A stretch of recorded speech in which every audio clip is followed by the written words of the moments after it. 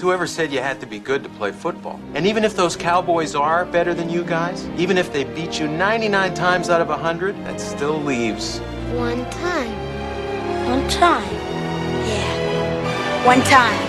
There's no reason the Cowboys should not score on every single play. Every drive. They got like 5 people on Spike's back. He's literally carrying the team on his back. This should have been a 52-0. What was your ace in the pocket? The cowboy kid that looks like he's 6? The nerdy kid who showed up in bubble wrap? Like, who is the ace of the squad? They had nothing. Cowboys didn't score a single point the entire second half. Is the Cowboys' 21-0 blown lead against the Little Giants the worst meltdown in sports movie history? What else you got? I think the winner has to be Space Jam, the Toon Squad. We're literally losing to the point where the scoreboard said, kind of one-sided, isn't it? They stopped keeping score. That's how much the Monstars were trucking the Toon Squad. But they had Michael. They did have Michael Jordan. He never loses in the finals.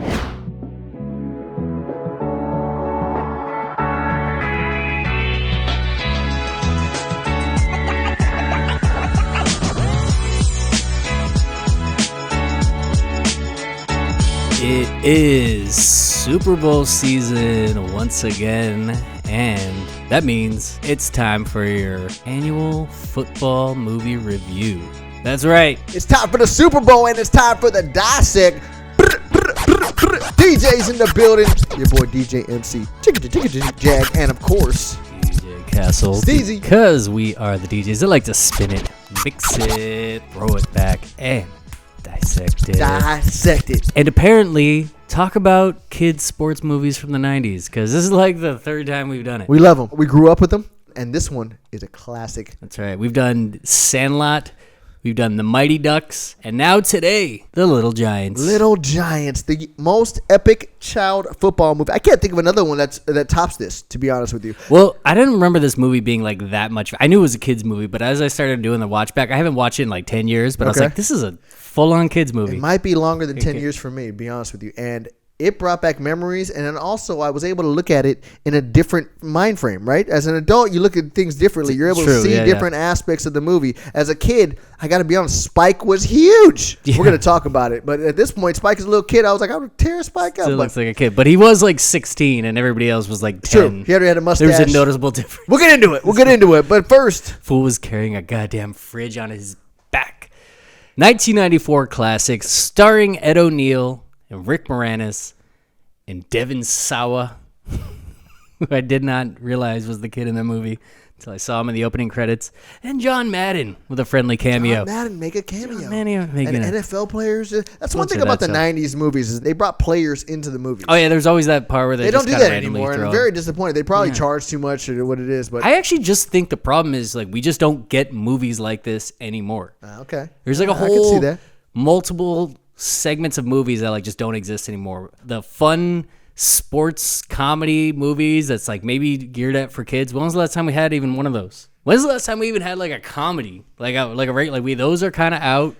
Sports movies are all kind of got to be like a dramatic retelling of like an event. Like, I think the last one was Jackie Robinson or something like that. Like events may have happened. That movie was from like 2003. Dude. Oh, see, no idea. I haven't seen it. So you're right. Which is why we love our 90s era sports movies. And this is why this has become a frequent, when we want a movie to cover, we always end up just going back to that well. Next time we're doing Air Bud. I like it. Don't hold me to that. Ambrosius, come here. Ambrosius. Ambrosius got to have Ambrosius is sleeping. He is sleeping. We brought Ambrosius back. I was going to bring him in, but studio today. He's 15 now, and he sleeps. So yeah, which is cool. He looks adorable when he sleeps. We're not actually going to do Air Bud. I don't know. It could come up, but I'm not going to promise it. But the thing why I felt like we had to finally do Little Giants was because I feel like in 2 or 3 different episodes in the past, we called out like, we're going to do Little Giants. I know we did it on the Sandlot episode. I think we did it in last year's Super Bowl season episode when we did Any Given Sunday, which... Go back and listen to it. What episode was that? Episode 132. Exactly. Go listen to it. That's one of our best. And it's one of my favorite episodes, but a very different football movie than this one. Basically polar opposites. But I remember saying at that episode that I was like, it was either down to this one or that one. And for that one, I wanted to go with a gritty, realistic NFL depicting movie. This one, I wanted to do the happy slapstick kids movie starring Rick Moranis, which features a team full of nerds trying to go against a team full of athletes. And yep. And before we do continue, I just wanted to give a shout out that we're missing our other sports movie DJ partner. Yeah. Jason's not here with us. Jason, we love you. And we know you would have came up with the one-liners for this movie. We're missing him on this one. We're missing you, Jay White. But I feel like, you know what? The ball's all the way over there now. Shit. I was gonna go get it. Yes, sir. You got it. You can do it. It's fine. It's good. I don't know what to do. I know what to do with my hands. All right, he's back. But I feel that we could pick up the ball and run with it and find our way to the end zone. So, don't break anything. Don't break anything. We're good. We're good. That's safe. Long sport. Hey, sometimes you got to risk it for the biscuit. You want to. So let's get into it with Little Giants. The first thing that I just want to go shoot right to the end. Is this the most absurd storyline from a sports story perspective? Is this the most absurd story that we've ever had? In what way? Explain it to me. What do you? We got a team. So the basic premise of the movies, you got these two brothers, Ed O'Neill and Rick Moranis, a.k.a. Kevin and Danny O'Shea. Yes, the O'Shea brothers. The O'Shea brothers. Kevin, Ed O'Neill, he's always been like the jock, which, by the way, when he was like first meeting the team and during the tryouts at the beginning, and he's like listing off his resume, and Icebox keeps saying like 3-time high school champion. Yeah. Little things like 3 high school championships. 3 high school championships. A national collegiate championship. A national collegiate title. An All-American title. An All-American title. And Not to mention a Heisman Trophy. A Heisman Trophy.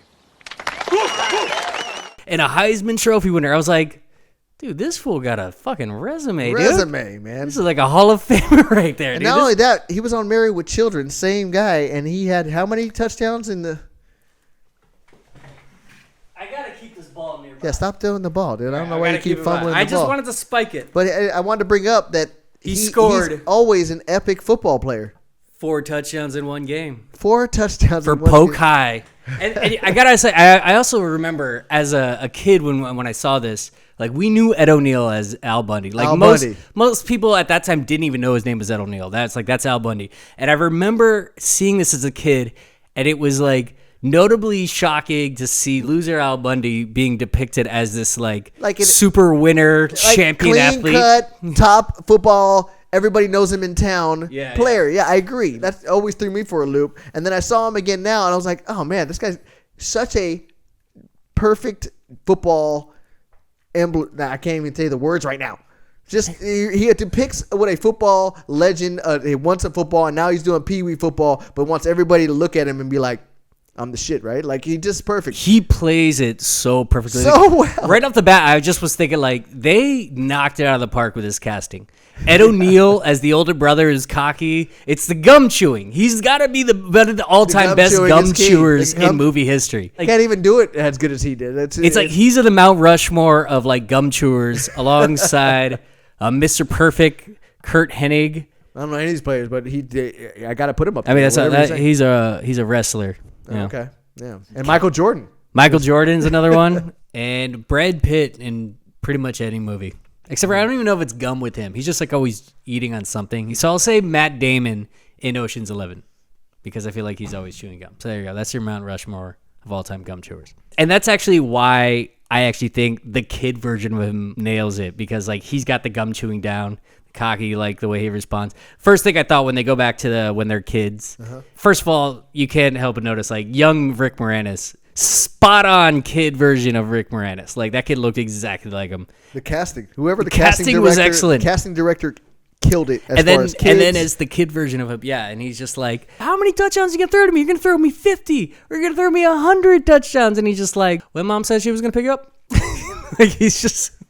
Like he's so innocent. And by the way, then they go into the game and they're like picking teams and young little like Rick Moranis, Danny, you know, he's sitting there and he's like all like, yeah, you're gonna pick me. He's like sitting there with the ball. He's like this. He's like, I'll take butts.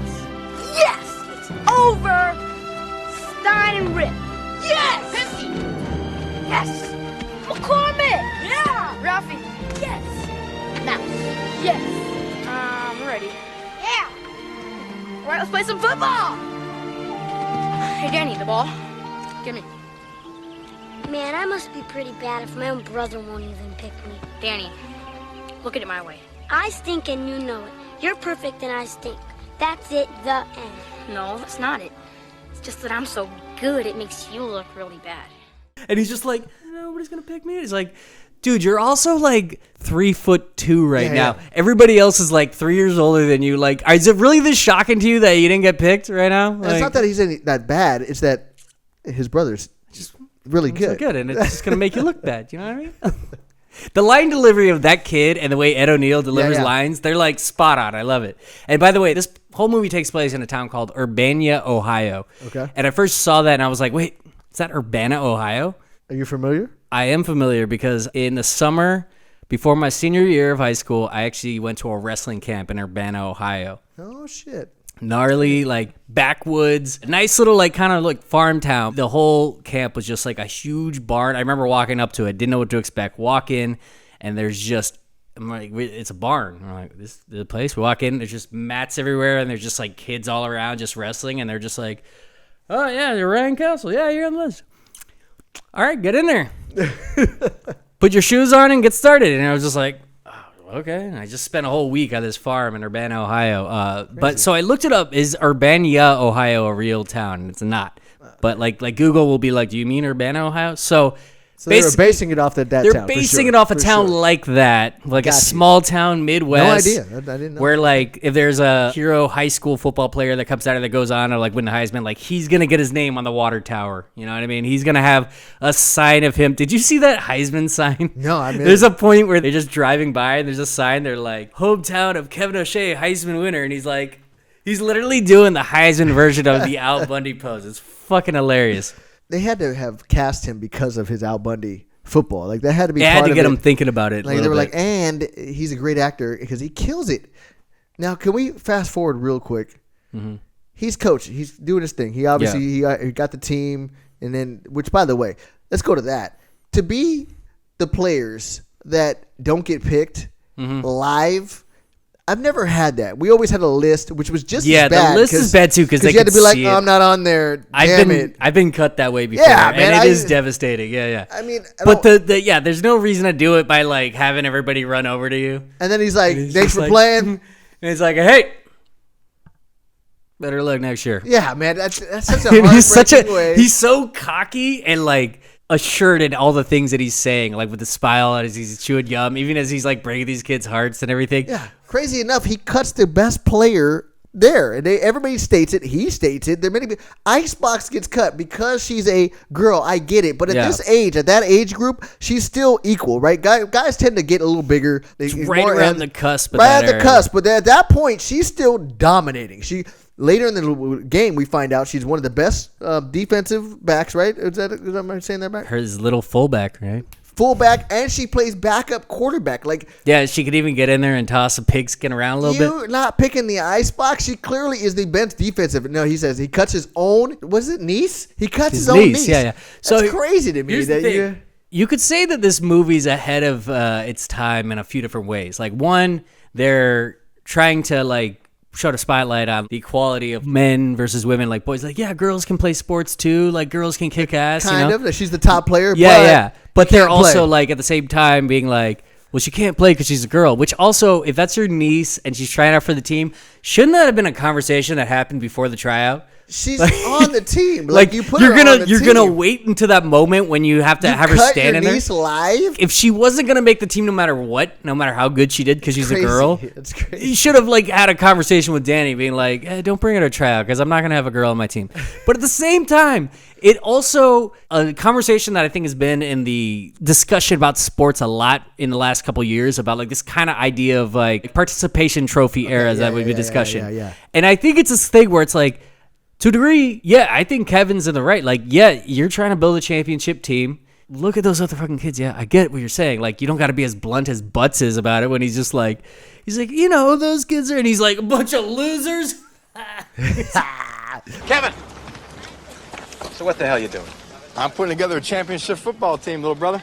And what about those other kids? Did you see their faces? Oh, football isn't about faces. About speed, about talent. I picked the best ones. Besides, I only got 3 weeks to put this thing together. I can't be wasting my time with a bunch of Losers.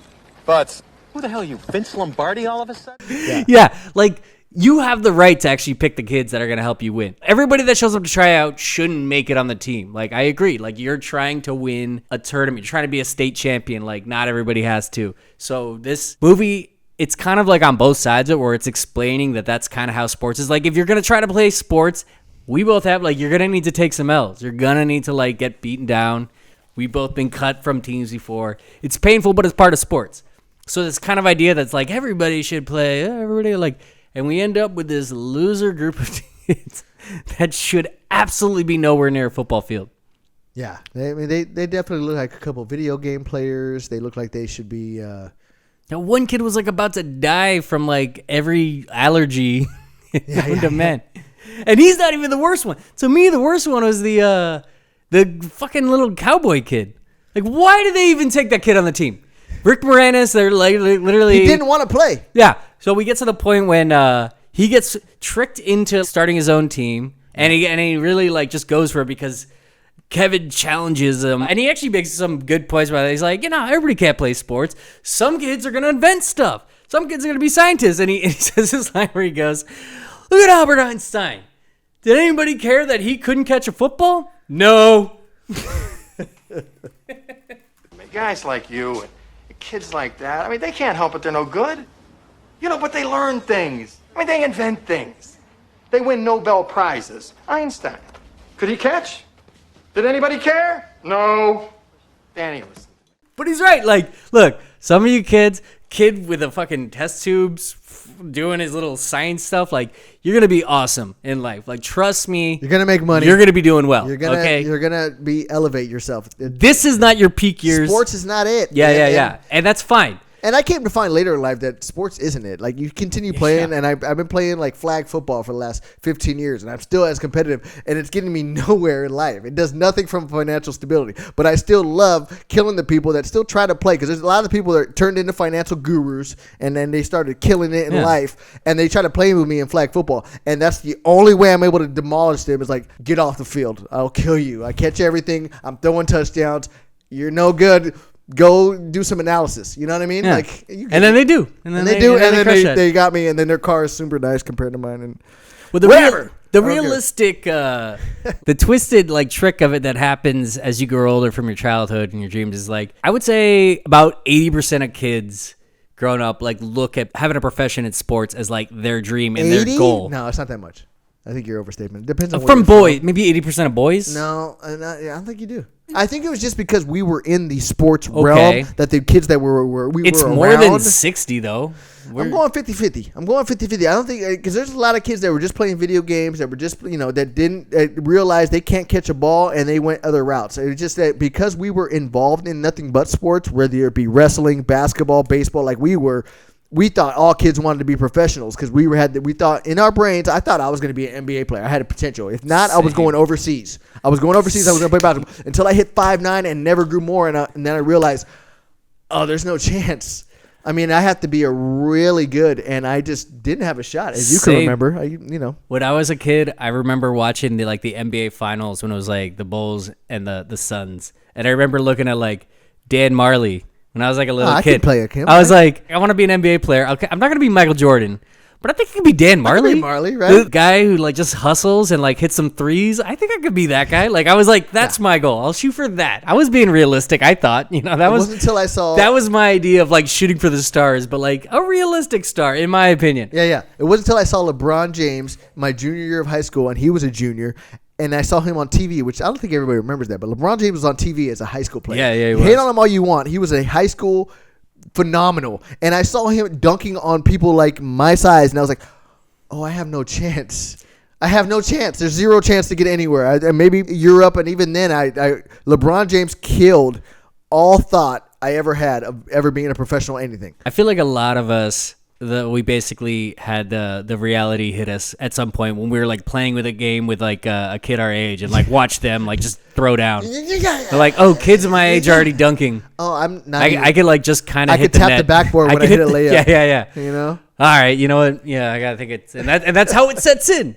But the thing I was getting at is like, okay, so whatever. A large percentage of kids end up being like, oh, I want to play sports when I'm an adult. I want to do that as my career because that's what I have most fun doing. But this group... And the reality is like 1% of them actually end up doing that. Less than 1.01 to be honest. And then they get a random bunch. They got the kid that you said with the hat that was on one of those riding horses, but I haven't seen them in a long time. They used to be outside the supermarkets. He literally just goes up to him and he's like, you like football? No? You want to play football? No? Yeah, that's all right, and he just kidnaps him. Do you like football? No? You want to play football? No? Great, you can be on our team. He just snatches him off the horse. And then in the next scene, they're all like literally cut to, they're all walking on a train track. And then the kid with the cowboy hat just like walks up and now he's walking with him. And it's like, wait, did they kidnap him? Like, how did he where is his parents?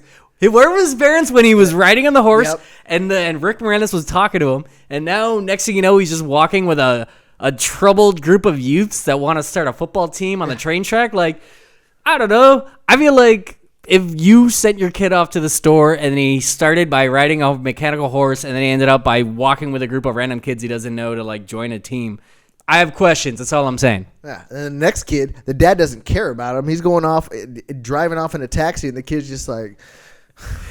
That was that kid's whole personality in the movie. Yeah, like, there was nothing else that kid did or had or said. Or his whole character arc was, my sad. dad works a lot. And then he was just sad about it. And then he'd give like a sad look and just be like. But then they invite him. You want to play some football? He joins. Mm-hmm. Then we get to the most epic find. They're in a supermarket. Okay. Icebox is eating some white donuts. Which white? You can't do that, by the way. What is she just eating? She's grubbing and just not smashing on a box of donuts that it's in the around grocery. Her whole mouth. Do this. Do one of these. How old are you? Especially when you see a boy you like. Just one of these. Just one time. Wipe was all she needed. I was doing this watching it. I was like, bro, oh my God. Becky. Real quick. Right. One of these. One. Anyways, and they catch the most legendary. I mean, let's be honest. His arm throw was a little off, right? He didn't really know how to throw. Dude had some shitty arm throw. Shitty arm throw. Yeah. But according to the movie, his mechanics were questionable. I don't think Devon Sawa had played football before this movie, but it was passable. I've seen worse. Yeah, I've seen some. There's a one commercial where the guy's like, the actor. So then they find him, and he's throwing perfect throws of toilet paper into a shopping cart from 20 yards away and just hitting. Now, if they don't find this guy, they don't have a team. What are the odds you're trying to build a football team from scratch? You go to the grocery store, and there's the stud kid who looks 5 years older than everybody, by the way, just happens to be launching toilet paper in a shopping cart going, touchdown! What a find.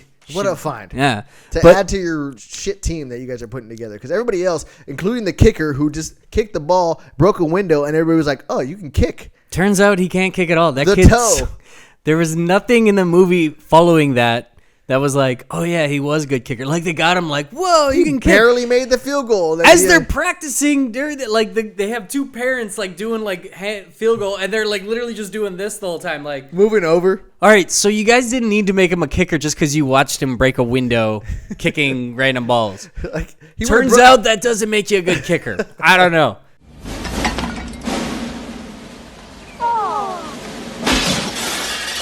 Nothing but glass. Hey, wanna play football? The big game, he starts the game by kicking Johnny in the balls to kick off the game. I wrote down, somehow they managed to actually have a worse opening kickoff than the Sharks did in Any Given Sunday. And they gave up a return touchdown after Al Pacino's legendary speech. And then they gave up an opening touchdown. Right, but yet the kid was actually worse because he started the game by just kicking injuring his player, and it goes like 4 yards. Did he score? No, I think the other team just took the ball. Yeah, it was the worst, literally the worst start of the game you could possibly draw up in a football movie. Right there. We're gonna get to that final game because there's a lot of details. We got to get into that. And if you haven't seen this movie in a long time, rewatch this because that last 30 minutes and the game, there's so many details. We'll get into it. I do want to point out the whole ragtag group of misfits culture that like this movie, like this stereotypes that they get into with it, because it was just right out of the playbook of sort of the Disney. I don't even know if this was a Disney movie because the movie starts with like, I think it was like Bugs Bunny was like, it was like a Warner Brothers movie or something. But it felt like it was in the same vein. I feel like they saw Mighty Ducks, which came out like a year earlier, and they saw the success of that, and they're like, we could do that. Let's do that in football. Because the similarities of what you get from Mighty Ducks to this movie is just all over the place. You got the ragtag group of misfits who all like kind of suck, but then they all got to come together. They got to wear their mismatched gear that's clearly not meant to like be played in modern thing. Like one kid's like wearing a Darth Vader helmet the whole time. The connection to Mighty Ducks is clear. 92 Mighty Ducks came out. So this was 94. So yes, I feel like they just looked at it and they're like, all right, that works. Let's do that with football. Yeah, exactly what they did. And then the coach, who's sort of being thrown into this, but then he kind of embraces I didn't realize the connections. He ends up loving the kids a lot. And then he has figure that's luring over his life that he sort of like ends up needing to beat in the end. And Gordon Bombay's case in Mighty Ducks, it's the old coach that he used to have who, you know, kind of like taunts his past. And in this case, it's his older brother that was always better at everything, that like kind of talks down to him. And they got to end up overcoming the odds and beating them in the end game. Like it's cut from the similar cloth. They got 2 weeks. Okay, the game is in 2 weeks. So they get this team together against the Cowboys while they're getting together. Okay, Rick Moranis throws a bunch of random equipment and the classic scene of the cup going in the face of the cowboy. Like, wait, can I say something about that? They play with that shitty gear the whole practice season. Okay, if you're Rick Moranis, a.k.a. Danny, and you know by the big game, he's like, guess what? I got you guys Giants helmet. It's just like, yeah, just get it for them when they start practicing. You got no idea. You got the fat kid playing in a Darth Vader helmet for weeks. You know how unsafe that thing is? The one like nerdy kid with all the allergies has like a helmet from like 1932 on the whole time. He's got that leather thing. His mom gave him the styrofoam full body outfit. He shows up. That's classic. Thing. His mom, by the way, what is the deal with the early 90s women's hairstyles back then? I wouldn't go there. I mean, dude, I had that same hairstyle that year when I was like 7. Like, look at my first grade picture. Me and her have the same hair. She was an attractive woman. She had like a bowl cut and that was the same haircut that the fat kid's mom had. Also, like, I don't know, man. I don't know what y'all were doing with the hairs back then. I don't know why you have to call him fat. He's a large kid. That was his whole okay. And the haircut, I like it. Okay? That brings me to this. I think it looks good. No, you don't. I called him the fat kid because that was like literally that was his whole thing. This movie is so big on like the stereotypes and like 90s movies in general, like sports kids movies. This is a thing that was a trope in all these kind of like 80s, 90s sports movies. Like you got to have the fat kid who's his whole thing is he's fat and he always has snacks on hand. And he's always eating and he farts. They literally called him Gas Man. The back of his jersey was Gas Man. They didn't even bother to give him a name. I think his name was Rudy. Right. But they were like, yeah, but no, you're known for farting. That's your whole thing. And you're always eating. So they got him, the kid that can't catch, even though he's a receiver, which I think... His dad threw him about 10 balls. Oh, my God, Very patient father. Threw him 10 balls, and the kid just... It's right to him, and he just couldn't catch it. And then finally, they throw him some toilet paper, and the kid can catch every toilet paper known to man. That dad had the patience of a saint to deal with that. The night before the game, he's throwing him like 10 balls. The kid is just not catching him. I felt like the dad was like, why the hell did I get... I bought 10 balls for you. Yeah. All right. Hot hands. You really going to put hot hands on the back of your jersey when you haven't caught one ball the whole fucking season? The whole movie. Yeah. He had trouble catching. But actually, that was a trope, too, because I remember in Necessary Roughness, they also had a character whose whole thing was he's the receiver, but he couldn't catch the ball, which is like, if your job on the team is the whole thing is you got to, like, just catch the ball, like, I don't know, maybe put him on defense. Try something else. But that was always the trope. The nerd kid. Although this team was like half nerds. They really hammered that nerd thing up. But I do like that the kid that wears neckties and like is doing science experiments in his room has to be, well, then obviously you'd be good to be a coach.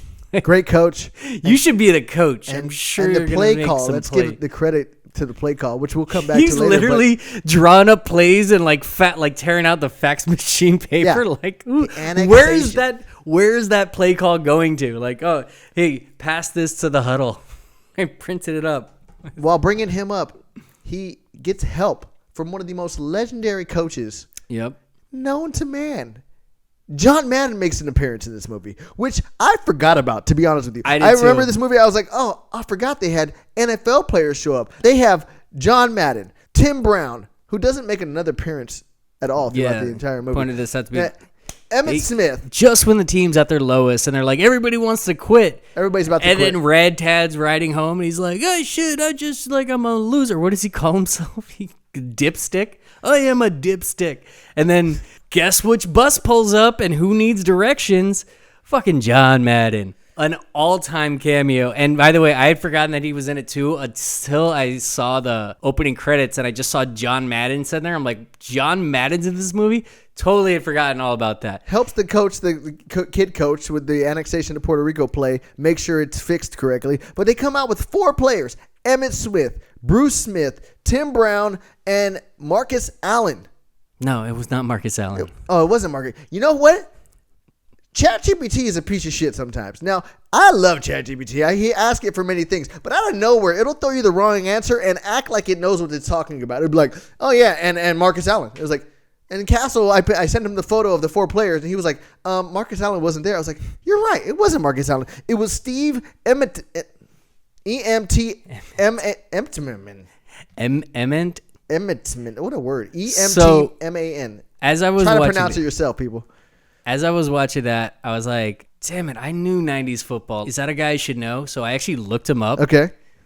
Played in the league for 6 years, started 19 games total. Oh, so he just random sucked. So there was no reason to actually throw him in the movie. I don't know if the director was just friends with him. I mean, he looks like a badass football player. Yeah.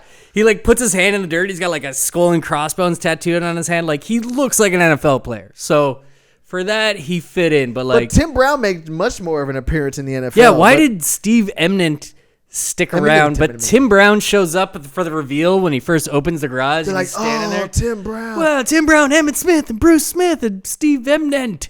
And then he just never shows up again. Never shows up again. Yeah. Steve Emmitt Smith gives an inspirational speech. So does Bruce Smith. Bruce Smith teaches him all about intimidation. Right? And then Steve Edmond teaches him how to tackle, I think, right? Yeah. He's like, you could do harder Tim than that. Brown never makes another appearance. He's just gone. And arguably, other than Emmitt Smith, Bruce Smith was pretty good too. Tim Brown's definitely number 3 on this. Nobody knows who Steve was. They're all Hall of Famers, yeah. Except for Steve, and then right? Steve. Yeah. Steve. Your neighborhood Steve. He was just also in the van.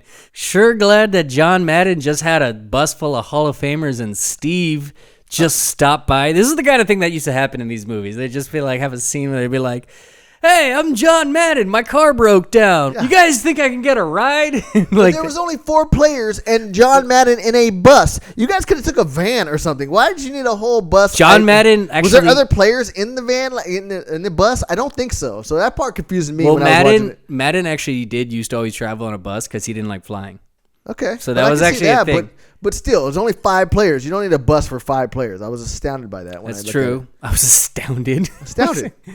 I will say that, like, this movie absolutely hits Madden at the perfect time. Like, he was the perfect cameo. He was a beloved announcer, former coach at that point. But he still had it in this movie. He still had it. But no, he was sharp, and he looked like that Madden that we like to remember and stuff. Drawing over the board. And then, yeah, he does the part where he's like, so I got off the 40590, and I was looking for the 10, and then we're this, and then we got it this way, and we were trying to find Cannon. Boom! We gotta get there fast. He does the whole like drawing up a play thing, like it was a lights out cameo. Me and the guys have to get to a banquet in Canton, you know where the Hall of Fame is, and we took a wrong turn somewhere. Look, we started out here on I-70. We're coming across here. We went up 104, then we took the 49er. Then we were going to take a shortcut. So we go 10, 12, 48, Hut, and we have to hit Canton. Bam, and we have to hit it hard. And I don't know where the heck we are. And then I love that as they're leaving, Rick Moranis is like, hey, coach, got any advice? And he's like, yeah, good luck.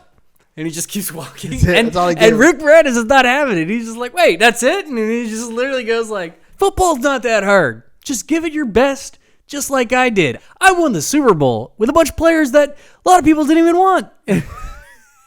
Just calls out his entire team. There's got to be one of those old players sitting home who's on the bench, just kind of like, a coach. The fuck, Madden? Hey, coach, mind if I ask you something? Yeah. I got kind of a big game coming up. You got any advice? Good luck. Wait, that's it? Listen, there's no big secret to winning football. It's just doing what these guys do every game. Just go out and give it your best. Bottom line, I took a team to a Super Bowl and we won. I even had some guys on that team that nobody wanted. But we were a team. And that's what you guys are. Real quick, can we go back? We skipped. I gave my spine for that team. Yeah, we won a Super Bowl. What's wrong with you? So going back, what was the other coach's name? Rick Moranis, and then what was the other? Oh, Kevin? Yeah. What was it? Is that Heisman Trophy winner, Kevin O'Shea. So there's a scene where he's teaching his team how to tackle, okay? And they're getting beat up by his wife on a well, he says he has her holding a cushion, and he's and he's literally saying, "That's her. You got to take her out. Ice box is all they have. Take out the ice box," because he stupidly didn't put the best player on his team, so he knows he's gonna go against this girl, and they got to tackle her, and they're all getting beat up, and then he's like, "Hold up. I'll show you how to do this." And he's digging in, and he's looking in, and he has him call out, and he goes full speed, full pelt. His wife is behind. There's a glass window right behind her, which he finds out real quick, because he fucking charges. Because she gets scared and moves. Rightly so, right? Yeah. What was the plan, Kevin? What was he gonna run his wife through that? Knock her through the window and be like, "That's out!" Woo! What? That's how you do it. He was gonna knock her out. That's what I'm talking about. And she Kevin O'Shea, Heisman Trophy winner, class of 1978. Hey, what right? The fuck was the I couldn't believe. He went full speed. She got out the way, and he goes through a window. I was just like, man, what was your plan there? You were gonna kill your wife. You were about to kill your wife. And then he goes, hits his balls on the thing, falls into a pool, and now they watch it on replay. His wife's got that on replay nonstop. Just look how goofy this is. Not realizing you're about to get dealt with. He says after he gets called out for spying on the other team, and then they do the prank to get them arrested. And he's oh, there's these men watching kids, which is a reasonable thing to bring up. They got binoculars watching kids play. I'm 86 years old and I live in Urbania. There are two men down the bridge from the Shell station in the bushes spying on some kids. Oh, we're all so upset. I just don't think it's right for men their age to be parading around in their underwear. Please, hurry. Oh. Nice going. Yeah. Good on you. That was a great prank, Danny. Hats off. And then he's like, oh, it's bad enough. Last night I'm going through a window. Now I'm getting arrested. And it's like, that could have been a domestic violence arrest and then arrest for watching children. Possibly an assault. I think this actually worked out a little better than it could have. You know what I mean? You got lucky, to be honest. Couldn't believe it. Yeah, so that's that part I wanted to make sure I called out. We got to get to Spike, though. Yeah, so I feel is the low-key, he's the backbone of this movie. I know at the beginning, Kevin's the backbone of the team. The other random kid standing behind Xbox who you never need to know again. That kid, I already forgot his name. But Spike ends up becoming the backbone of this movie. By the way, they get the tip from those old guys that would just hanging at the diner all the time. Yeah. And they're both call them where do these guys get that tip? It's literally never mentioned, but it's I do want to point out with those guys, I do think that those type of dudes are real out there. In these Midwest towns that are all about their football team. You see this in Varsity Blues with those guys. Yes, for sure they're out there. They're just sitting there talking about the high school football team. They're talking about Pee Wee football teams. And I couldn't believe that the one guy bet on the Giants. He was like, I'll sweep the place for a month. I'll do it. He put all his money, everything on the Giants. Did he see this team, or did he know that Spike was going to be on that team? I think that might have been. They literally have on the board, they're Cowboys are plus 40 favorites. Yeah. And it's okay, so you're taking them with the points, though, right? You had to take them with the points. But he says something no, those boys are going to win. It's are you saying they're going to win? Straight up? But are you taking the plus 40 odds? This is a... If it's plus 40, I guess I kind of get it. But I think he went for straight they're going to win, which he won that bet. He ended up winning. Can you imagine what that line would have been in Vegas? A -4. I would have put money just here, throw $10, dude. I might, plus 40 underdog. I'm saying plus 40. It'd be the -4. Cowboys be -40. Good on you. I'm taking that bet. I'm taking that bet. I have no idea why anybody would. I don't know why Danny has so much confidence in him when he gets to the game. And he's like, yeah, you know what?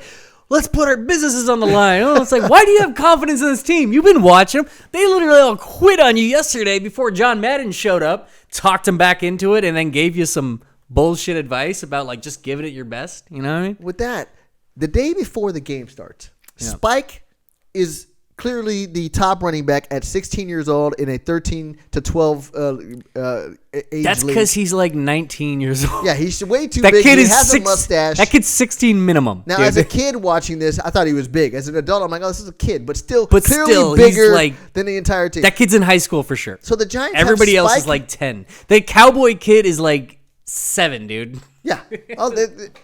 They have Spike running back, who's nobody's stopping him. They have Icebox running the defensive back, tackling everybody, and they have the top QB. The day before this game starts, I actually think the Giants had the edge. Now, other than that, they would have had the edge. They had the edge. They still had a bunch of kids who literally didn't know how to run. Dude. Doesn't matter. They got the three best players. The next best kid on their team hasn't caught a ball all season. Yes, dude. I'll give you that. But they don't need that. They got the quarterback and running back and the defensive lineman who's going to tackle everybody. And then 24 hours before this game, Icebox decides she wants to go cheerleading. Mm-hmm.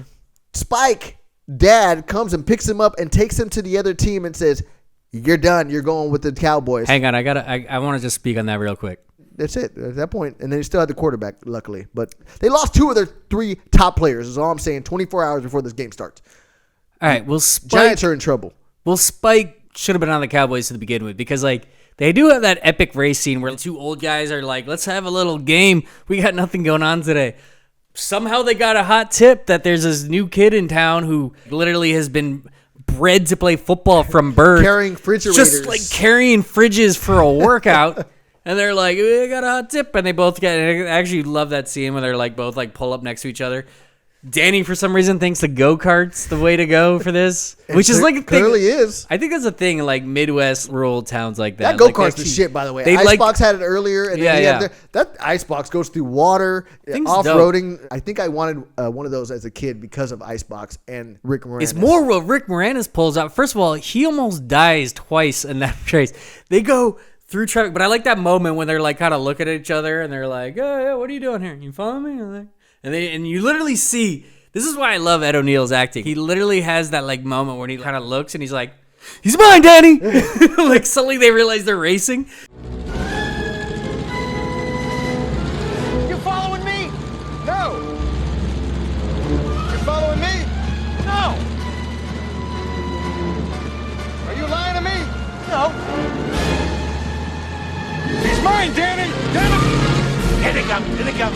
Danny's in the go-kart. But he turns into traffic, like, and makes a car go like, skirt. It's like, you're in a go-kart. There is zero protection for you if you get hit by a car. Like, I don't know why you didn't just get in your vehicle.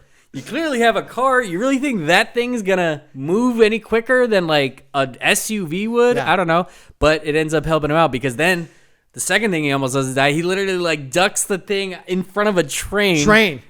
As it's coming. Would have smashed That was a real stunt too, because like they pulled that, like they didn't, that wasn't CGI back then. Like it was a stunt man. You could like tell, but like still, like that was a gnarly, he ducks under the thing as the train's coming.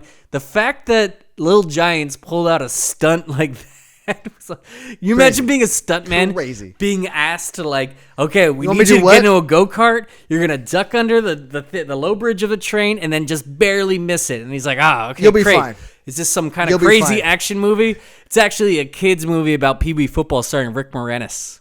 You're actually playing Rick Moranis' character. He's like, all right, let's do it. Say no more. So then he gets there and then he kind of tricks Spike's square-headed dad into thinking his dad's throwing you did this and you were the greatest. Who am I? Oh, you're talking about my days, right? Like this guy is 5'2", man. Like there's no chance. Nothing. And he calls it out. He's like, "Wait, are you really?" He was like, "Yeah, you know." That's what they all said. He's like, "You don't really look like a football player." But first of all, how does Kevin not crash that party? How long did that train take? Like you're sitting there talking over like 5 minutes. Do you not think Kevin would eventually just show up and like, this little piece of shit tricked me. Like, he U-turned. Which one of you think is the Heisman Trophy winner, huh? Yeah. He does the Al Bundy pose and everything. That somehow he gets Spike on this team of losers and he calls it out quickly. But I like when he's talking about how he bred him. He's like, I've been massaging his hamstrings with moisturized milk since he was 8 months old or something like that. First skin he ever touched was a pigskin. Pushing a football across the living room floor with his head when he was 4 months old. Did his first pull-up when he was 18 months. Give it to him! Runs a 40 and 6'5" flat. Bench presses twice his own weight. Won the 8-year-old division of the pass, punt, and run when he was 5 years old. Oh, Shay, I've been cultivating him, grooming him. Every night, before he goes to bed, I massage his hamstrings with evaporated milk. You know what it reminds me of? Have you ever heard of that kid like Baby Gronk? No. He was like known on social media for a while. And really what it was just like his dad like that. It was like this same thing. Where like this dad was like trying to make this kid out to be like and he was like hitting up everybody in sports media could about his son who was like 10. And I've seen interviews where people were asking him questions and he was sitting there like feeding them all the answers. They're like, yeah, no, say like the chicks are all going to ask me out. And then the kid was just like, they're all going to ask me out. Like he was just saying everything. It was just literally that guy. I never see this. Sounds sad. Baby Gronk. That's who. Spike sad. was the precursor to Baby Gronk, basically. But Spike he is comes, like hilarious. joins the team, and then they have this practice though. And I was just going to say this. Working theory. I actually think Spike and Icebox have better chemistry than Icebox and Junior. I'll give you that. Because you think about when he first gets to the team, and he's like, I don't play with girls, and she's like right up in his face. Can we just say he talks in third person? Spike doesn't play with girls. A super immediately asshole way of dealing with things is talking in third person. I realized that, and I was like, man, Justin really likes this movie. Like, it just saying that immediately makes you seem cocky as shit. Just say your name and then say what you're saying. And it makes you an asshole too. It makes you an asshole immediately. Justin feels that way. He's bigger than my dad. Spike's in hell.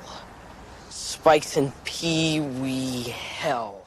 But the way they're in each other's faces, like just talking shit to each other, maybe it's from years of rom-coms after that. Like whenever you see a scene start like that with like two, so they're obviously like kids, so we're not going to go that route with it. But in most movies, when you see the female and male protagonists like immediately getting each other's face, like we hate each other, like they're going to end up banging. Oh, man. That's where that ends up going. Whoa. All right, so here's my outlook on the next 10 years of Icebox. Give it to me. She's obviously got this crush on Junior. Junior's like, ew, girls. Look, if I had to learn how to kiss, and I mean absolutely, positively, no way out of it, no matter what, can't get out of it, had to learn how to kiss, well, then I think I want to learn with, let me guess, Debbie. I don't know. But if not her, definitely another cheerleader type. Right? Maybe. They're just sitting there watching the people in the boat just make out. Like, yeah. After he leaves, she just sits there I and heard watches they use them. tongue. Like, yeah. What? It's crazy. But then after he leaves, she just goes back to sitting there. It almost like was thinking, imagining a moment where they like stop and they look, and there's just this like little girl just like sitting there staring at them longingly. Super like, awkward for sure. Can you turn around, or better, can you leave? Get out of here. You're here. kind of killing the buzz right now. Okay, they're still kids. They're not really gonna like date, but they're gonna like kind of hold hands and like be like, oh yeah, we're like going to middle school and we're like kind of dating. And then their parents are almost gonna be dating. It seems by the end of the movie, because Rick Moranis asks his mom out on a date, and then she just goes for it. Literally, just like her response. Like, we're not going out. We're doing this, baby. Let's get it. Yeah. Is that crazy. not a shot? Like, that was a very forward move for her to do. Like, your kids are both sitting 8 feet away, and this is going to be a shocking turn of events for both of them to experience. He just won the game, of which I think it's time for us to get into this final game. Okay, look, I'm doing Icebox's next 10 years, though. Oh, go 10. Okay. And then we're getting to the game. Yes, then we'll get to the main event. So they're going to have maybe a couple years where it's like his mom dates her dad, and maybe they end up serious, and then they kind of, but like something's going to go wrong. They're not going to end up like being married, even though in Midwest cities like that could potentially happen. But let's just say for the sake of it, she ends up in high school. They don't really work out. Now she's in high school with Spike. And Spike, when you look at that kid, he has football player, beer crushing on his head. Yeah. I'm going to be a fucking like raging fuck. I hope he gets over the third person talk. All over his head. No, that's going to be amped up in high school. He's gonna accelerate. But he's going to be a maniac high school football player who like tears kegs over his head on the weekend. And now, after Icebox had the thing with the nice boy that like didn't really work out, she's ready to go for a bad boy phase. And they're going to remember each other, how they hated.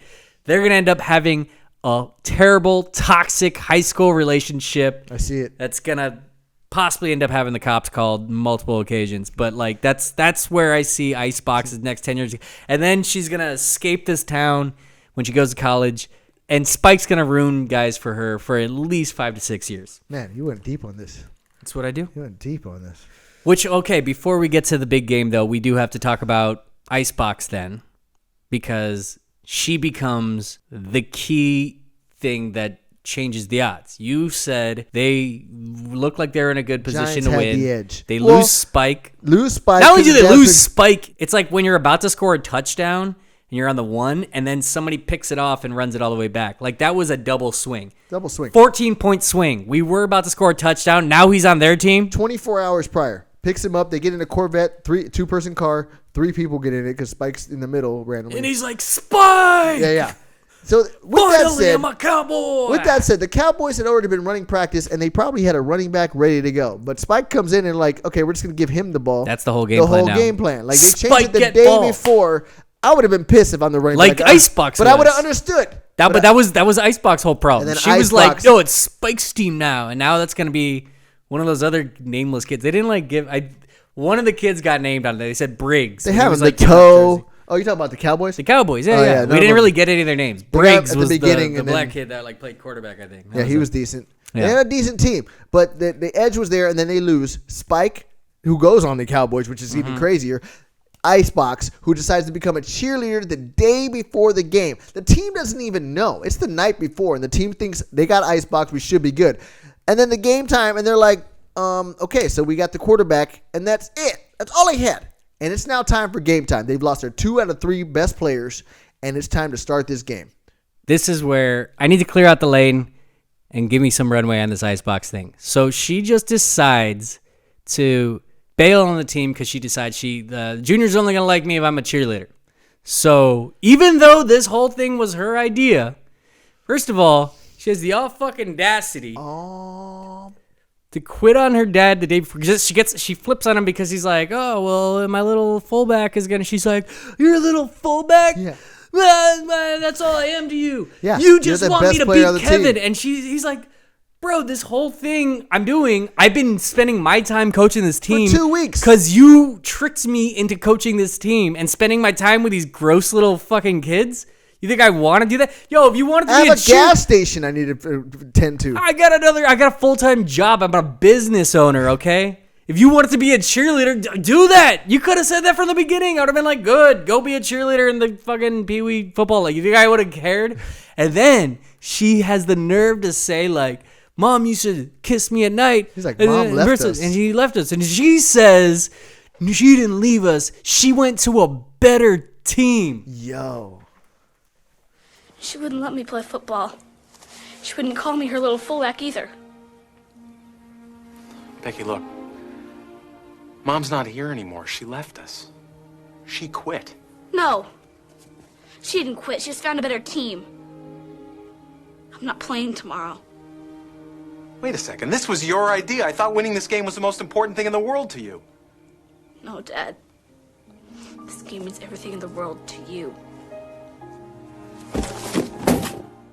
What a like Fuck you, yo, Icebox. she hit him with like You hit him with that? That's a deep That's dagger. the deepest fucking. He took like, responsibility let me wherever the get fuck the this mom in. went. She took responsibility and is taking care and let you be whatever you wanted. You want to be a tomboy and fucking play football? He let you. Yeah. You want to be a cheerleader? He's letting let you you. live here. He He's seems like a very supporting supportive whatever. pops, man. Yeah. And you hit him with that. I don't think he slept that night. Not only did he have a big game the next day, but he got told that to him. Oh damn, man. That's the whole reason he's doing this. This guy doesn't know shit about football. Man. You think he had aspiration to be like, I want to coach a football team and show my brother? Like, no. You tricked him forced into on it. him, and he said, all right, I'm gonna do this, I'm gonna do it. And then his brother's like poking the bear with him and like, you don't know football, you can't remember. And he was like, all right, you know what, maybe I can. And then like he wanted to impress his daughter, be like, yeah, I can. And then after that, we go to the locker room to get the little Giants are all getting pumped up. They're talking through the vent and getting they're getting Spike riled up. I love that part when Spike's just like, ah, and his dad's just like holding him back, and he's like, yeah, that's right, son, use that. And he's like, Spike wanna kill.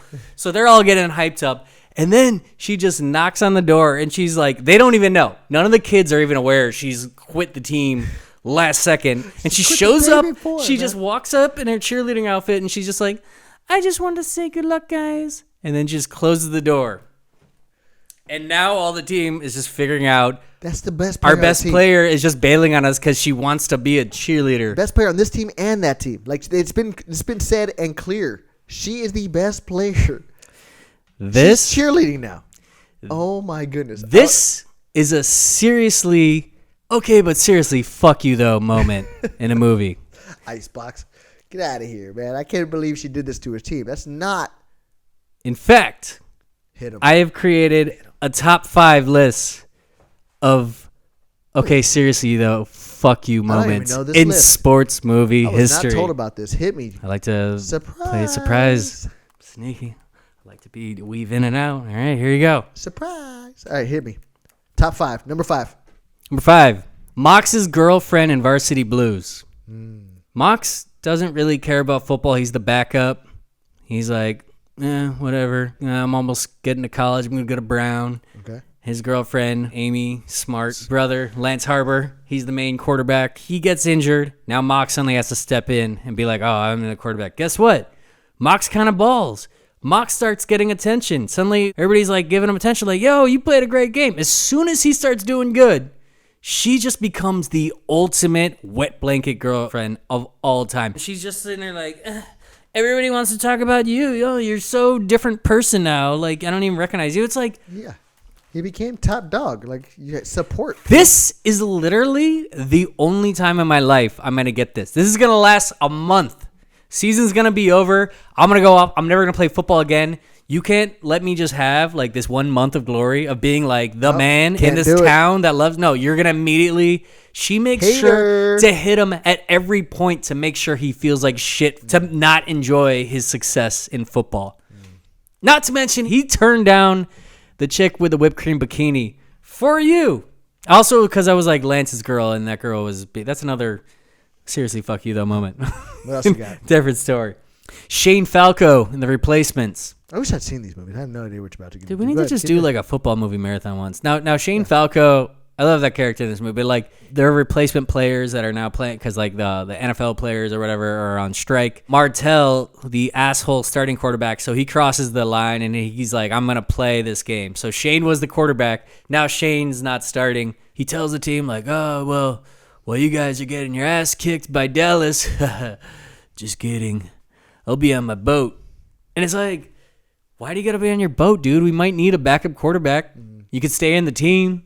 Maybe in case Martell sucks and he doesn't jive with the new team, which, by the way, is exactly what happens. And he has to make a return at halftime, even though he was on his boat, as they have this like halftime interview where Coach Gene Hackman is like, we just need heart. We need miles of heart. And then Shane is on his boat and he turns it off and he's like, I think I know what they need. And then literally the next scene, Martell's like, nobody can win with these losers. And he's just like, I can. It's like, you were on your boat 2 minutes ago and somehow now you're just in the locker room. You didn't need to bail on the team in the first place and then like insult him, backhand him with that. Yeah. Anyways, that's number 2. Number 3, Lala from He Got Game, who is cheating on Jesus Shuttlesworth with her guy, Andre, gets Jesus to take a meeting with the agent that's like his boy. And while meeting with the agent at the house, Lala's in the pool with like Andre canoodling, like right in front of Jesus. So Jesus had every right to bang a couple hookers when he went to visit the college with Rick Fox. If you haven't seen He Got Game either, dude, I don't know. Dude, this list would be so much more fun if I was sitting with somebody that's seen any movies. Tell me the movies beforehand so I can watch them. I have no idea what you got. I watched Little Giants and I'm ready to go off on the final game. But you're going into this. Go ahead. Continue. It's okay. I know you got. You're gonna know the next one. Dottie, A League of Their Own. Oh, I'll give you that one. Who is just gonna up and leave the team right before the World Series without even saying bye to Jimmy. Not even gonna tell him. She told the team. She was just like, they were like, Dottie, we'll see you then. Man, good luck in the World Series. But didn't tell the wasn't the even going to say anything to him. Coach is cocky, too. He's going into the World Series cocky. He's like, we got this. Oh, can't go to the World Series without Stillwell's toys. Yeah. But then comes back for Game 7. Yeah. And bailed on the team for 6 games in the World Series. She went to Yellowstone and turned around. If she didn't leave, they probably win that World Series going away. They easily. They don't need to pull off Game 7 because they got Dottie. She's the queen of the diamonds. Yeah. And number 5 is Icebox for this moment. Just, I don't know, I'm a cheerleader now, guys. Couldn't believe she did this to her team. Oh, my God. Couldn't believe it. So now it's game time. That's game time. They've now bet on each other's businesses. They say at the beginning of the game, all right, let's bet each other's businesses. I get the gas station. You get my car dealership. We got a bet going on. And what a crazy bet. What has Danny possibly seen from his team that gives him any confidence to put his business on the line? After he lost Spike, you lost your 2 best players. You just literally have the nerds now. All the kids that like can't fucking run, can't throw, can't catch. And you're like, yeah, you know what? I actually do like the fact that when he turns around from him, he's like, what the hell am I doing? Hell yeah. What are you doing? Great question. You don't know anything about loyalty. You don't know anything about heart. I would put that gas station up against any business in this town. Would you, Dan? Yes, I would. Are you sure about that? Yes, I would. Yes, I am. Okay, fine. Okay, fine. What are we talking about? We're talking about my car dealership against your gas station. Winner of this game takes it all. You're on. Fine. Okay. I'll even let you call it. Open up your fist. Heads. Tails. Danny, this is going to be the longest day of your life. Yeah, we'll see about that. What the hell am I doing? And the Cowboys go, first of all, the first half scored 21 unanswered points. When I'm watching this game and you're watching this thing, it should have been 52 points. All I'm thinking when I'm seeing that is like, there's no reason the Cowboys should not score on every single play. Every drive. Literally, they got like 5 people on Spike's back. He's literally carrying the team on his back, just like. And they don't move on offense. As a matter of fact, one of the kids goes in a circle and has a perfect lay where he has the team follow. All he had to do was go straight. Once he had the team following him, he had a touchdown. Instead, he just keeps circling. Blow the whistle. Blow the whistle. And I was like, it's a good strategy. Clearly, the team's a bunch of idiots that are following you in a circle like that. Go the other way, and they tackle you. But anyway, this should have been a 52-0, maybe even more game going into halftime. What was your ace in the pocket? The cowboy kid that looks like he's 6 who said at the beginning of the movie he doesn't like or watch football? Was that you're like, well, no, he's going to be the secret weapon. Don't worry. The nerdy kid who showed up in bubble wrap? Like, who was the ace of the squad? They had nothing. They had the quarterback, and he had nobody to throw to, nothing to do. But the Giants hold him to 21 points. They should have covered 40-0 in the first half. I noticed why do these halves fly by? I mean, I'm okay for the sake of time in the movie, but the Cowboys basically have 3 possessions where it's just Spike runs down the field and scores. Touchdown, and then halftime. It's immediately like halftime. And they're hating it. They're about to quit. But the fact that there's only 21 points astounded me. Now they're about to quit, and then they get an inspirational talk, right? At least one time. Yeah, I beat my brother one time down the hill on Cherry Lane. And it's like, this is that one time. And he says to him, they're like, yeah, but we suck at football. And he's like, you don't have to be good to play football. And I'm like, a little bit. I don't know. It's not exactly the Al Pacino speech from Any Given Sunday here. So what? That still doesn't make us good football players. Yeah. Wait a second, guys. Whoever said you had to be good to play football? You play football because you want to. You play football because it's fun. And even if those Cowboys are better than you guys, even if they beat you 99 times out of 100, that still leaves...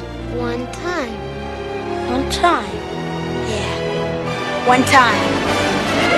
I don't know. Do you want to win the game? I think being good is it has a little to do with it. Somewhat a little bit. And with that, it's halftime. Icebox has been cheerleading for half the game, and she sees her team getting squally-whacked. Literally stomped on. That one kid got... The cowboy kid got fucking printed into the ground by Spike, dude. 2 feet into the ground. They made a print about him.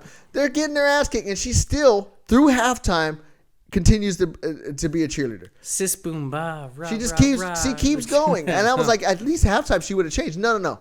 It takes till the second half, okay, where her man that she wants, what's his name again? Junior gets Devon Sawa. Spike decides to do an illegal hit and smash him. Well, he had a pretty good couple plays there at the beginning as to why that's the dad sent him on him. I think he had a good play. He ran it 30 yards. They were moving the ball going second half, and then it gets smashed. Spike slams him. He's out the game. I actually do like because there's not a clear villain in this movie. It's like, okay, Kevin's sort of painted as the villain, but also you kind of understand he's a gamer. He's a lifetime football player. He's known in the town. Obviously he wants to build a winning team. From a competitive standpoint, you could understand where he's coming from. So he's not an outright villain. He's just cocky about how he delivers it. So I like the fact that then he goes up and he brings square-headed Spike's dad over and he's like, if you and your kid do that again, you're both out of there. You know what I mean? He stands up for it. He's like, hey, I thought you wanted to win. He's not like that. Personal foul, number 32, White. What? Are you crazy? What kind of a call is that? Hey, you blind? Very nice, you big bully. Hammersmith, if that kid of yours pulls another stunt like that, you're both out of here. Hey, come on. I thought you wanted to win. Not like that. It's like, fuck yeah, Kevin. Yeah, Kevin O'Shea. Keeps a little bit of morality there. Yeah. Stick to your morals right there. You don't want to beat your brother like that. First of all, you got all the best players in the field, basically. Like, you don't need to do that shit. But there was that first play that they got where they got the 1 yard in the second half. And then they're like, we got a yard. And then Kevin's like, it's just 1 yard. It's nothing. Yeah. And I wrote down like, yeah, he's right, dude. That's fucking nothing. You guys. But the next play, they get a 30-yard run down the sideline. They do like a flea flicker or something like that. He's running down the sideline. So it ends up starting being a game. Can I just say, what the fuck happened to the Cowboys in this game? The second half, they cannot tackle at all. They're literally just like, they lay in front of people. They don't know how to tackle second half. And Giants are getting away with the most ridiculous plays, winning on them all. First of all, I forget what the first one was, but I know Hot Hands decides to finally get the ball and turn it into a toilet paper. Because for some reason he knows toilet paper. He got that down. He knows how to catch Charmin Ultra. The kid's dad finally shows up and they're like, just run after your dad. And he makes some smooth moves. He does a double foot right turn and he's... Why did his dad... The last thing we saw the night before, his dad's like, all right, sport, I'll be back in a few days. Comes back the next day for the game. What's he doing at the game? Did your flight get canceled? It was never explained why he's there. And by the way, like I said earlier, that was that kid's whole personality. It's just his dad works a lot. Runs a 90-yard. The back of his jersey says Viper. They didn't ever even call him that. Like, where did that nickname come from? They were just like, I don't know. We forgot to give him a personality or a background story. Put Viper on the back. Let him play. Oh, and then the third touchdown, I think it was the first one, was the little kid who... Red Tad? Yeah. He's like, I don't know. That one I have an issue with. Okay, there's two moments specifically I have a big issue from an athletic standpoint. We see at the beginning of the movie when they're doing, like, tryouts, Red Tad runs like a fucking doofus. He's like... And he just his time. It's like 12 seconds. What was the one? Well, when the fat kid runs through, and he's like, what was my time? And then Ed O'Neill's like, I don't know. I don't have a sundial. I love Ed O'Neill's like his sharp is like fucking sure. back. That's what made Al Bundy a legend right there. 8.5. Excellent, Briggs. How'd I do, Coach? I don't know, son. I don't have a sundial. Back in line. So and then he dodges two kids. They run into the Gatorade, and he's able to run for a touchdown. So 3 touchdowns unanswered. The game is 20. Wait, I didn't even finish the sentence. You're gonna tell me that Red Tad, the kid that we saw running like this, fucking throwing his suddenly he can outrun the entire Cowboys defense? They're all chasing him. Learn how to tackle. I don't know what happened to him, man. Get your squad together, Kev. But after the kid runs after his dad and scores the final touchdown, there is it is now time for the Cowboys to take over, and they just Go ahead. What you got? You got something? No, I was just thinking. Well, because I was just talking about how. So I like how Ed O'Neill has that like sharp, backhanded joke delivery. You know what else I love that he does? He's the best at like saying something that makes himself chuckle. Like the way he laughs at his own stuff. So at the beginning when they're doing the face-off and they start like getting into it, and he's like, yeah, I wouldn't trust somebody that sunk his last dime into starting his own gas station. He's like, that's been an institution in this community for 40 years. It's a landmark. And he's like, it should be a landfill. And then he like laughs at himself. Like he's so pleased with that joke. Ed O'Neill still had a good time. From relevant. From Married with Children to this movie to Modern Family. Like anytime he says something that makes himself laugh, like he's still the king of that, dude. He's still the 4-touchdown champ of making yourself laugh jokes. I don't have to take that. Not from a guy who sunk his last dime into a broken-down gas station. That busted-down gas station has been servicing this community for over 40 years. It's a landmark. Ought to be a landfill. Anyways. So it's Cowboys ball. They're running down, and they're doing, of course, what they've done all game. Spike's taking it, and he's just carrying. Just give the ball to Spike every time. Comes down to the final play, and Spike says a classic line of, "You're mine, pom-pom." Classic line about it, talking to Icebox, right? Like, yeah. The wife comes down of the quarterback. No, that was what's her name? The mom of the quarterback, I believe, right? Patty Floyd, who, by the way, we never talked about that scene when he first realizes that Patty Floyd is his mom, and they both like go to the door, and him and Icebox both like are like what? And they hide and everything. Yeah, it was a classic scene. But I had a moment. We can't talk about everything. We'll go through the whole movie. But I had a moment like that once, and we were like I was trying to hide, and like they kind of walked by, and they're like, "Can I help you?" And I was like, I was looking at the specs on the rotary, and I'm retarded. So she comes down and tells him, do you remember the championship of this thing? And he goes, oh, that's right. Timeout. Timeout. He should have been like, no, get out of here. I'm trying to coach a game. Timeout. And this is with the T. Tell us to play. Mick Moranis timeouts like this. Who timeouts this far apart? Show the replay right now. Danny, do you remember that championship game with Sutterville? The one where Kevin scored the winning touchdown? Timeout. Nobody timeouts like that. And then they go, and then they know the play somehow, and they all shift left. And he's like, Ed O'Neill's like, they know the play. They know the play. It's an easy audible. It's an easy audible. Okay, so the whole defense is shifted to the right side. You haven't called time. Call timeout. Change the play. Hey, what if we actually just ran it this way? Yeah. Maybe the whole defense being on the right side means like, you know what? How about I go this way a little bit? And by this point, the defense Giants are on point. There's no shift. They got Spike held behind the line. Spike does a reverse, comes back in icebox, decides to stop him. Mm-hmm. Right at the 1 yard line. And I think inches from the touchdown. That was actually the best shot sports moment of it. Like way they both come flying in at each other and they're like, God, they Spike jumps from the 5 yard line way too early. I don't know what he's like. I'm going like this. And the icebox but stops the way him. they meet her, yeah, like the collision is shot well. And then they're like, get out of the way. Out of the way. And he's holding the ball. And all he had to do was push it forward. Reach over. 4 or 6 inches. And instead, he held it.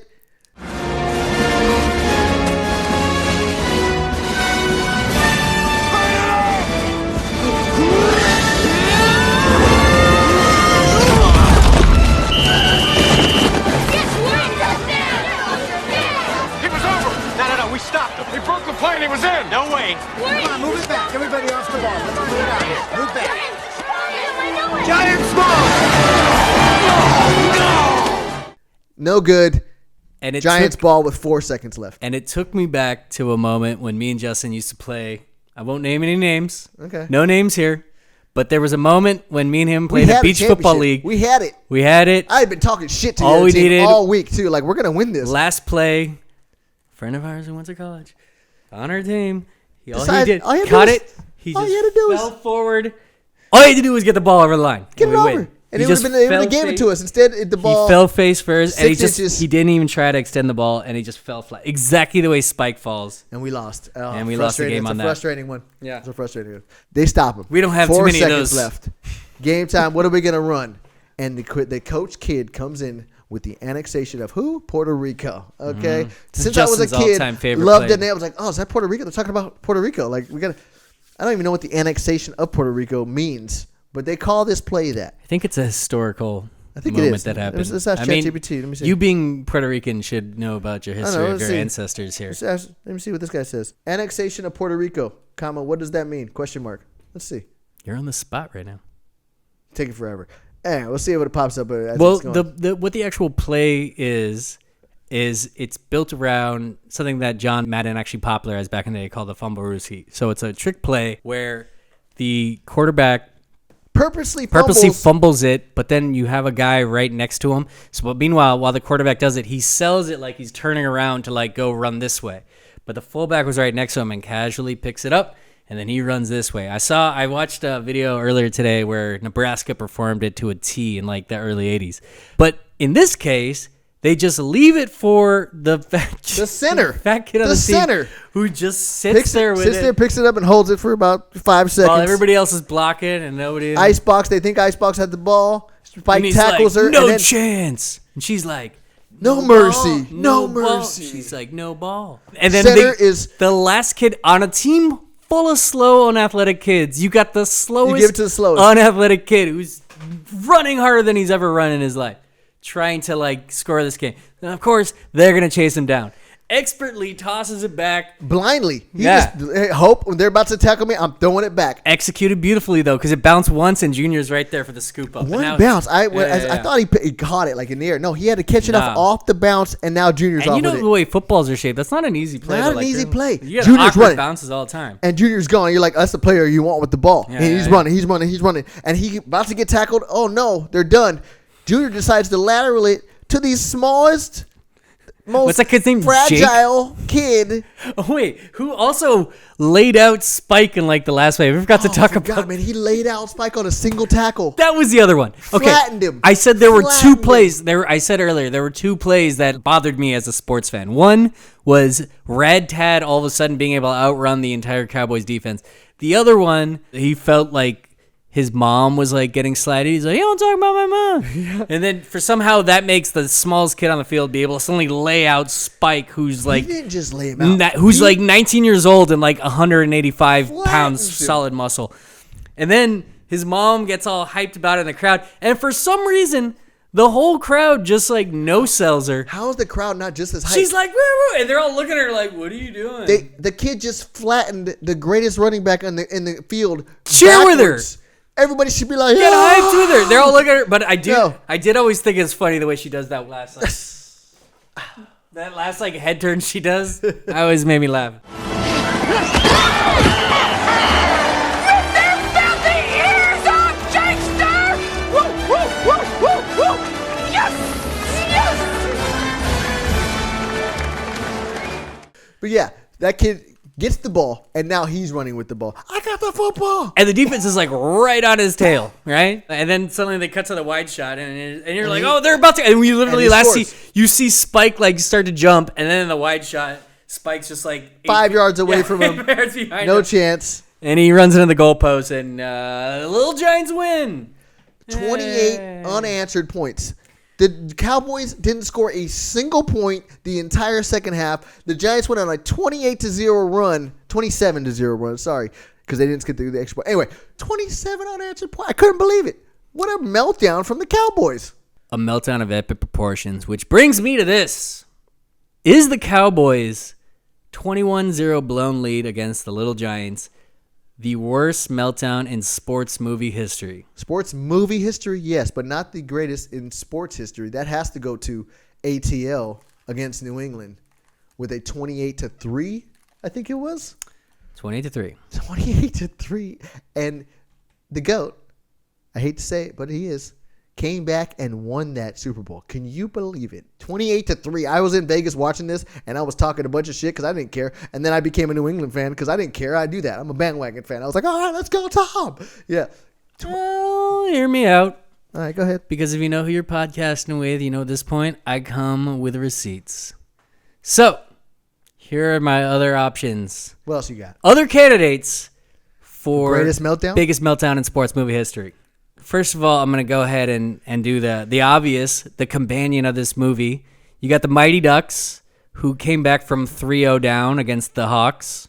Did they win that 4-0? They ended up winning it. And then they won on Charlie's like triple D move, So they were down 0-3. And extra points, though. No, it was like the last second of the game because he got fouled. So it was literally just like... it was a penalty because he got tackled. Okay. So they came back from 3-0. That's a pretty good one. I got to give a shout out to Rocky coming back from Ivan Drago, beating the shit out of him. He was getting his ass. Drago was handing it to him for like 8 rounds. He was just getting mopped teeing up. off on his face. And boxing movies back then didn't believe in defense, so he's literally just like, come on. And Drago was like a huge beast monster who had like never even been... gave him brain damage, according to movie 5. Yeah, he killed Apollo and with those same fists. And then suddenly Rocky's just taking it. And then he lands one hit on him, and they're like, he's cut. And suddenly he's able to hang in there with Drago and then take the big Russian down at the end of it. So that was a pretty big collapse. I'm just going to throw that out there. And the final one? I think the winner has to be Space Jam. The Toon Squad. We're literally losing to the point where the scoreboard said, kind of one-sided, isn't it? They stopped keeping score. That's how much the Monstars were like, trucking the Toon Squad. They're just like, the points don't matter anymore, right? Yeah, and then came back somehow. Bugs brought out Bill Murray shows up. Yeah, and Bugs brought out Michael's special stuff, which was just water, but he got like Tweety Bird all pumped up and Sylvester and all the gang, and then all right. Yeah, I'll give and you then that suddenly same thing. But they had Michael. You can't lose with Michael. They did have Michael Jordan, and he never loses in the finals. So no, even if he has to stretch his arm out like 90 feet to make it happen, Michael will do what need be done. Not taking an L to the Monstars, you know? And he had, who had more on the line? He was going to be a slave to Moron Mountain, whereas Danny was ready to give up his whole business, you know? An old gas station. But they were clearly ready to just call off the bet. What anyway. a comeback. What a comeback. As you're watching it, you're like, are these Giants really going to make this comeback? And they had Alka-Seltzer. They pulled out all the tricks. They pulled out all the tricks. The gas man had to use his dastardly ways. And I wanted to say that, how is that play not used in the NFL? Like, I don't know how they're going to, like, all right, you guys saved up? All right, cool. Right before we start the play, do that. Right before you get to the line, in any NFL game, just turn around. And then turn around and say hike. And the defense is going to be startled. They're going to be like, what? Maybe throw up. They might throw up, depending on what you ate the night before. I think maybe because those are professional football players and not a bunch of 10-year-old. I don't know. It sounds like a good strategy. And not a bunch of 10-year-old children from a Disney movie. I don't know. Who are going to oversell I say Steelers need to try that this week against the Texans. Watch the episode, guys, and you need to go ahead and... By the time this comes out, they probably would have already lost that game. Shut up. Hey. My team's in. Is your team in? Yes, they are. Oh. We're playing the Eagles. Shit. It's very possible that we both might be bounced by the time this game. No, Steelers got the ride. Or maybe we're on the trajectory of facing in the Super Bowl. A Super Bowl matchup that's never happened, even though we have two of the most historic franchises in the history of the NFL. I got Rodgers. One thing I do appreciate about this movie is that it's tight. It's like they get 15 minutes into the movie, you're already like, we're building teams. And then the movie ends, they have their little like, you know what? I got an idea. How about O'Shea Brothers? The O'Shea Brothers on the water tower, which, by the way, I miss water towers. I feel like some Midwest towns still have them, but I feel like it's a classic look that they used to have for these towns. I'm a little conspiracy theorist about water towers. Like, how was there really that much water to do anything for anybody? Anyways. Don't go down that road with me. Don't go down that road with me. They just look cool in like a town like that. You know what I mean? It's good small town. O'Shea Brothers and then credits. And we're out. Okay. So I have a name for this now because, like, you know how usually I like to say, like, oh, I just want to run down the final C notes. I got an idea because when I watch these movies, I take notes. Okay. As I'm watching it, here's what I'm going to call this segment from now on when we do movies. Cleaning off the note sheet. But I put a little shimmy shine sound right there. And that's just where I just run through the notes, and anything that I didn't cover, I just want to like throw real quick in there just as like a last little thought before we close this one out. Hit us. First thing I had is crunchy over puff cheese puffs. You'll never get anywhere treating your helmet like a lunchbox, son. What is that? Cheetos. Crunchy or puffed? Puffed. Wimp.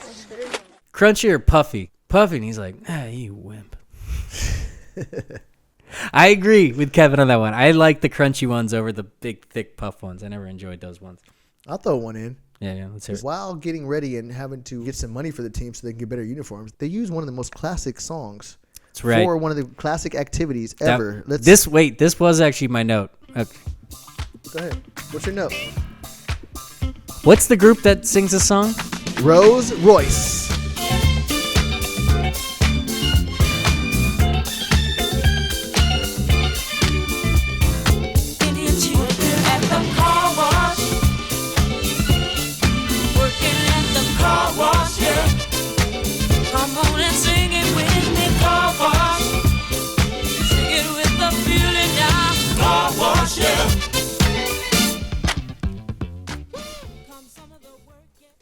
Rolls and Royce? Rolls Royce. One name. All right. The geniusness of making a song called The Car Wash, in which case, from that point on, anytime, any scene where they do a car wash scene, that song's going to be played. And you're going to get paid for it. Because, they do a car wash scene in this where they end up spraying butts in his, like, convertible. Because he goes there he literally rolls up just to talk shit to... You don't even belong on the same field as your brother. $1 for the wash, bud. You're just gonna embarrass yourself with them little dirt balls. Hell, if I was a mama hen and they was my chicks, I'd lead them to water and let them drown. You know, it just occurred to me, Harold, you're the 10th car that's come in here today. I think you're entitled to a free wash. Okay, guys, wash it.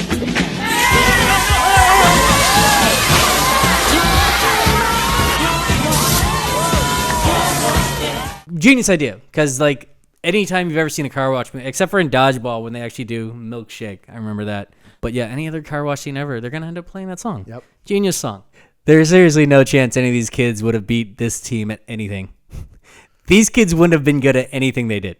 There's a lot of notes where I just kind of get that reinforced. You really hated the Giants. You didn't believe in their future. None of those kids showed off any athletic ability throughout the entire movie. Like, if they at least had done like Hot Hands actually does learn how to catch a little bit, but even the night before, a touchdown. The night before, he literally got pegged with tar on his hand. He's trying to cheat, by the way, and he ended up fucking kicking him in the ass, literally kicking him in the back of the head. And I actually remember thinking that scene was really funny when I was a kid, when he's running and he's like, ah! Fucking pegs him in the back of the head.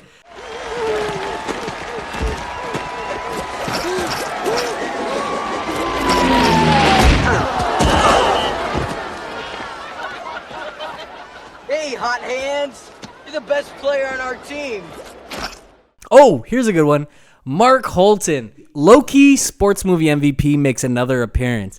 And do you know who Mark Holton is? I made a video. It's actually one of our more successful TikTok videos ever about how he is a sports movie legend. Actually, not even just sports movie. Yeah. I was going to mention that. He's back in this one, He's too. in Teen Wolf. He was the foil in Pee-wee's Big Adventure. He was adult Stillwell Angel in League of Their Own. And then he shows up again as the Gas Man's dad. Man's dad. Yeah. Yep. Oh, yeah, you say he was doing the, like, he was holding up the, he's literally that. He does that, and then he, like, kisses him goodnight, and he's like, yeah, don't think about football, and then he's, like, got cleats on, and then he's the one sitting next to the short-haired lady when he, like, no-sells her, like, rooting on. Yeah, they all threw her under the bus on that. I actually know his name at this point, because, and he's the guy who calls out Enrico Palazzo in Naked Gun. Fucking legend. Mark Holton. Remember the name. And those football helmet phones are absolutely legendary. Remember they used to do the draft of those back in the 80s? Like, it looks like a helmet, and then you pick up the phone. I missed that. Yeah. Kevin show that real quick. He had a Dallas Cowboy one. Which, by the way, which team do you think was more insulted by being used in this movie, the Cowboys or the Giants? Even though the Giants won, the Giants probably got more insulted. They're called the Little Giants, and they're like the loser team the whole time. The loser team. And this movie was made like right in like the peak of like when the Cowboys were running shit at this point. They haven't been anything since. This might be this the is reason. This is the end of their peak. It's like the pinnacle of the Dallas Cowboys, and then from this point they were. Emmitt Smith just happened to be in too. Like he was a Cowboy. Got Emmitt Smith in there. You know what's funny is this movie takes place in Ohio, and they make no effort to like have either team be the Browns. They're like, we're gonna take these two teams from completely different other NFC East teams. The idea to make that decision ended up working out because a year later the Browns left Cleveland, so it would have aged poorly real quick. Became the Ravens, of which the Steelers just beat out the playoffs. Yeah, fuck sorry, the Ravens. Lamar, Loop, you piece of. Anyways, I think that's it, man. I think we did a good wrap up of this. Little Giants Super Bowl coming up. Super Bowl 47. It's definitely more than that. It's like 50. It's close to 60. I feel like. Already? I know 50 was 2015. So yeah, I think we're about 60. This is Super Bowl LX. That's 60. Yeah. Is that 60? Ask ChatGPT. I mean, I asked this computer, but it gave me LX. Yeah, I'm pretty sure that's 60. Yeah, because I remember 2015 was Super Bowl 50 because that was my first year at the NFL. And that was the Broncos and Panthers one. And I still had a hoodie. I still got a beanie of Super Bowl 50. So yes, Super Bowl 60. Yeah. Yes. All right, there we're at. Oh, and the last thing I wrote down, most 1994 thing about this, other than the Cowboys being on top, camcorders. Camcorders all over this bitch. Brad Tad's dad in the crowd has like a whole fucking thing that's like this big. Like, yeah, let's go, Dad. It's like this big. And it just... The girl, the good times, man. Kevin's daughter is always filming shit for some reason. I miss those times, to be honest. Well, now all we need is this. But we have that.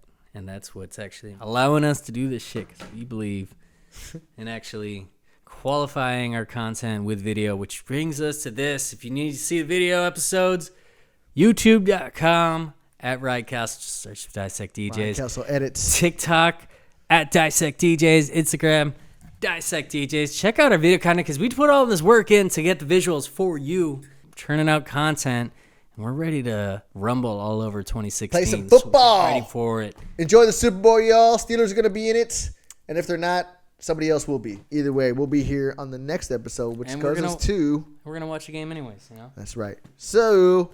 Let's get ready to rumble. Next!